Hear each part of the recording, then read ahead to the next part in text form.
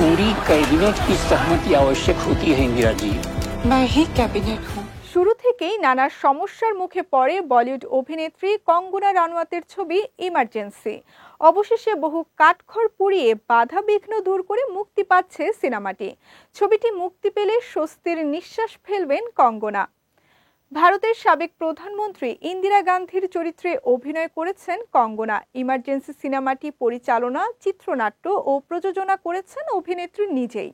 ছবিটি 2024 সালে মুক্তি পাওয়ার কথা ছিল, কিন্তু সেন্সর বোর্ডের কারণে ছবির মুক্তি স্থগিত হয়ে যায়।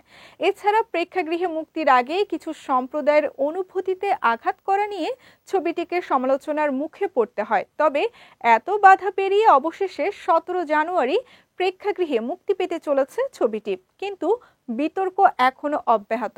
এবার কঙ্গনার ইমার্জেন্সি বাংলাদেশেও নিষিদ্ধ করা হলো। একটি গণমাধ্যমের প্রতিবেদন সূত্রে জানা গেছে, বাংলাদেশে ইমার্জেন্সি নিষিদ্ধ করার সিদ্ধান্ত ভারত ও বাংলাদেশের মধ্যে বর্তমান উত্তেজনাপূর্ণ সম্পর্কের সঙ্গে জড়িত। তাই ছবিটি নিয়ে নিষেধাজ্ঞা জারি করা হয়েছে।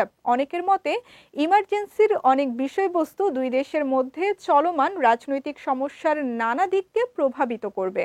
অভিনেত্রী কঙ্গনা রানাওয়াতের ইমার্জেন্সি ছবি থেকে বেশ কিছু দৃশ্য বাদও দিতে হয়েছে অভিনেত্রীকে। সব মিলিয়ে প্রথম পরিচালনা করতে গিয়ে ভালোই বেগ পেতে হয়েছে কঙ্গনাকে। তাই আগামী দিনে আর রাজনৈতিক ছবি তৈরির কথা ভাবছেন না তিনি।